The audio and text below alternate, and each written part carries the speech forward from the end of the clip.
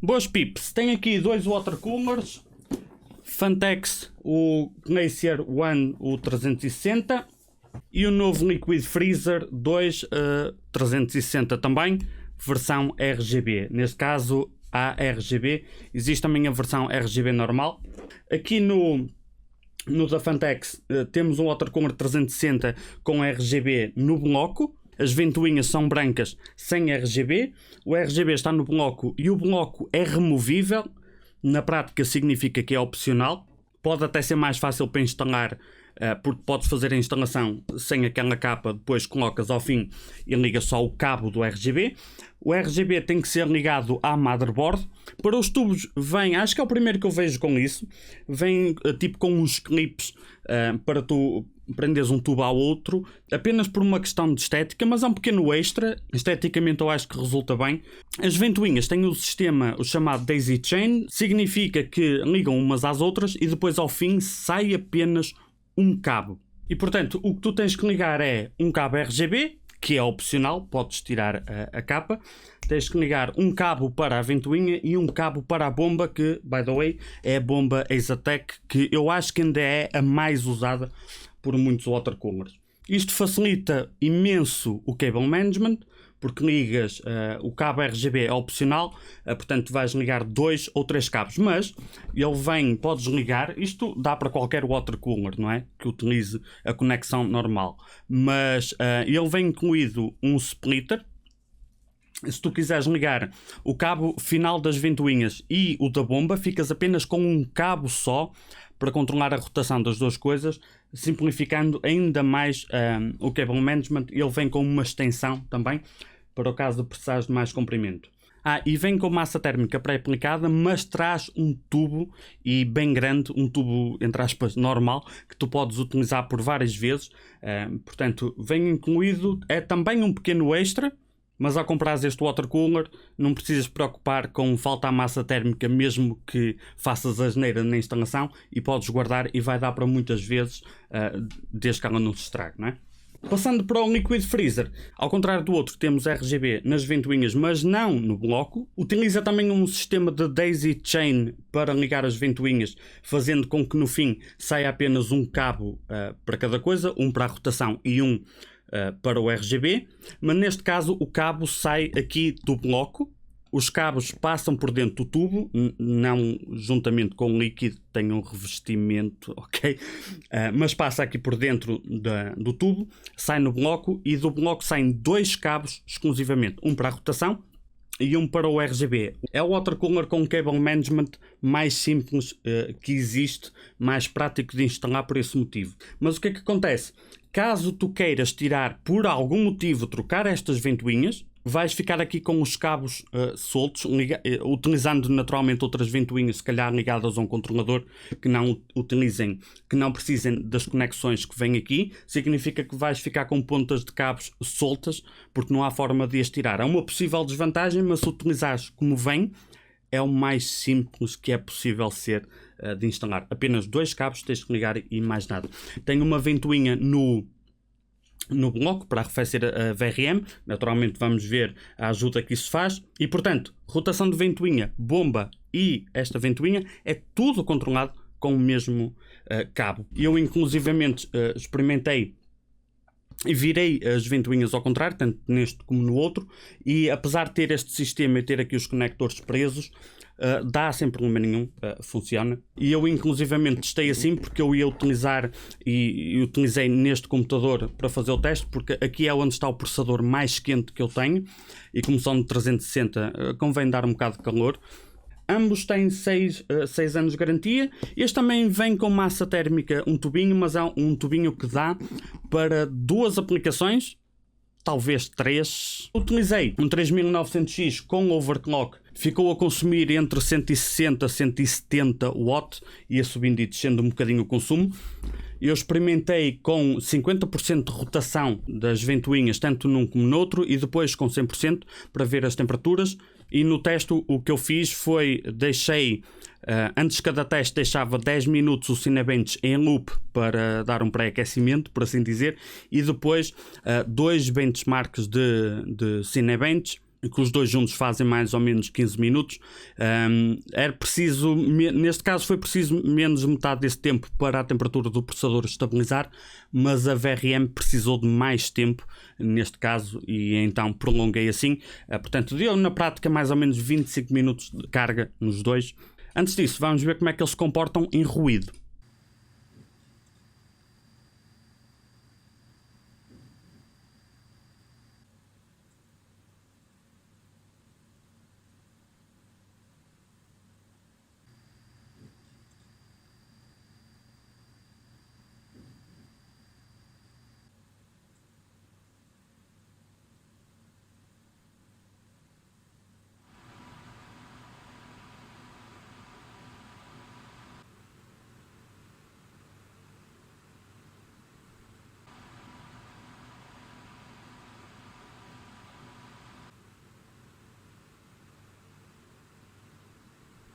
Com as ventoinhas a 100%, este pode ser ruidoso se as deixares subir a 100%, mas a 50% as ventoinhas são inaudíveis. Que diferença fazem em temperatura? Já vamos ver. A bomba, que é a Exatec, nota-se um pequeno ruído, não sei o quão perceptível é na gravação, mas tem um ruído agudo, constante na bomba, que caso queiram ter a bomba a 100%, ele vai permanecer assim.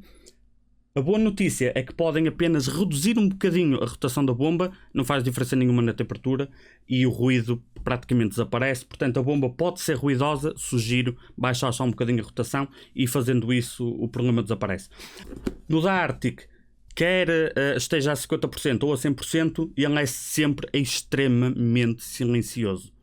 Mas tem um catch, por assim dizer. Em temperaturas, a 50% de rotação, os dois, com o Fantex, o CPU atingiu 82 graus, foi o pico máximo de temperatura, e a VRM 52. Na mesma situação, o Arctic atingiu 82 graus a menos e a VRM 46. Fez mais diferença na VRM exatamente por causa daquela ventoinha que tem que ajuda a arrefecer a VRM. Com 100% de rotação, o da Fantex baixou de 82 de temperatura para 77.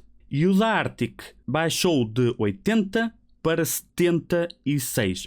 A VRM ficou à mesma temperatura, quer com uma rotação, quer com outra. By the way, foi tudo testado sem nenhum painel na caixa. Só utilizei a caixa porque o CPU está montado e a ser utilizado, mas não tem vidro, não tem painel frontal. É o mais aberto possível, ok? Porque vai variar de caixa para caixa e eu quis eliminar a variável da caixa.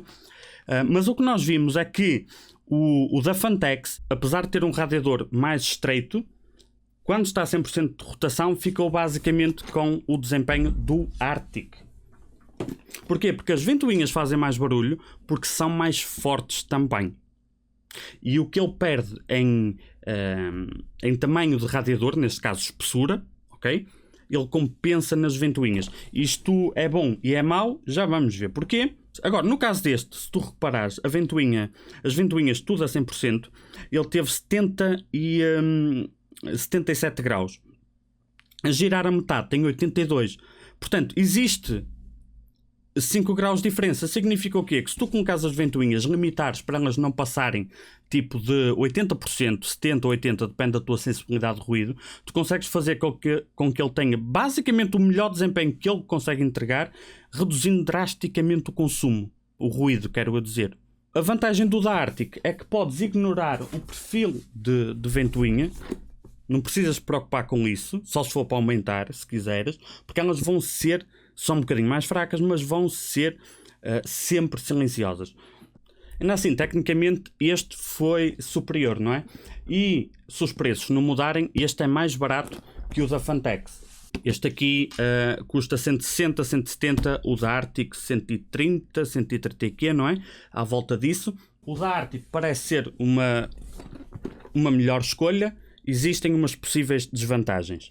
Antes disso, uma coisa muito boa que ele tem, o RGB, eu estava à espera, ele por ser mais barato, eu estava à espera de ter um RGB meio fraquinho, mas eu posso dizer que o RGB dele, em termos de uniformidade de cores, quer dizer, a difusão de luz é extraordinária ao nível dos melhores. Eu posso dizer que, se pegar aqui neste Corsair, tem um RGB fantástico, está longe de ser um RGB de ventoinha barato ou do water cooler barato, juntamente com este Lian-Li, que também tem um RGB fenomenal. E eu estava a contar que este Arctic tivesse um RGB inferior. Não tem. O RGB é das melhores aplicações que eu vi de RGB. Só tem uma desvantagem. A luz é um bocadinho mais fraca, que possivelmente tu não queres saber disso. E eu também não. Mas reparei. Possíveis vantagens. Nenhum dos dois tem controlador de RGB. Para mim é uma vantagem, mais uma vez. Por exemplo, nesta caixa, ainda bem que eu estava com esta caixa aqui ao lado da Corsair. Devido à espessura dele, não há como o instalar à frente. Ele não cabe. Quer dizer, cabe se tu meteres o radiador, depois deslizares as ventoinhas, só que a de baixo tu depois não tens como a parafusar e o plástico da ventoinha fica a raspar na caixa. Portanto, tecnicamente dá forçando, não é? Mas a possível desvantagem do water cooler é a compatibilidade. Outra possível desvantagem é a ventoinha da VRM. Tenho desde o lançamento a versão 280, a primeira versão, e ela já deu sinais de estar a querer morrer. Começou já a fazer um barulhinho, que entretanto desapareceu, mas uma pessoa já sabe o que é que isso significa. Portanto, a ventoinha aqui no meio pode, não sei se foi azar daquela unidade, mas efetivamente é mais um ponto de falha. Apesar de ter uma vantagem no arrefecimento da VRM, é mais um ponto de falha, não é algo que tu possas simplesmente trocar com facilidade. Por outro lado, tu podes simplesmente desconectar a ventoinha, tem um cabinho pequenino, um conector pequenino por baixo. E outra possível desvantagem que eu vejo algumas pessoas dizer é a estética, porque não gostam do estilo do bloco.